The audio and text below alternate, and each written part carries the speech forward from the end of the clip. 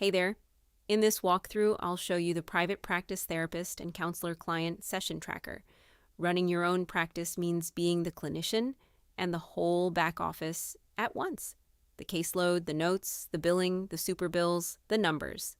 This workbook keeps all of it in one organized place so you can spend less time on admin and more with your clients. Let's take a look. We start on the Start Here tab. It's a friendly guide that explains how the workbook fits together and the order to fill it in. The Settings tab is where you set it up for your practice.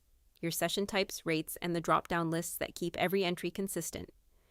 The Client roster is your confidential client list with contact details, status, and the essentials you need at your fingertips.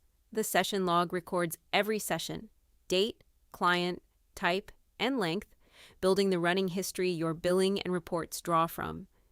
The Session Notes tab gives you a structured place to document each session, so your records stay organized and complete. The Billing and Payments tab tracks what's been invoiced, what's been paid, and what's still outstanding, so you always know who owes you and how much.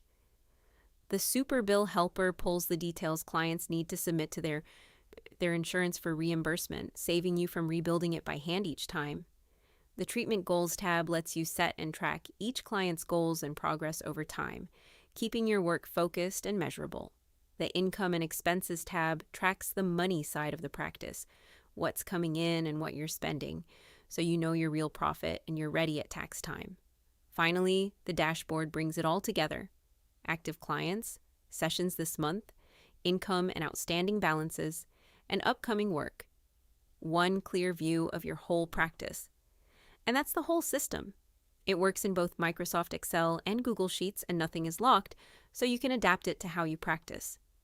The link to grab your copy is in the description. Thanks so much for watching.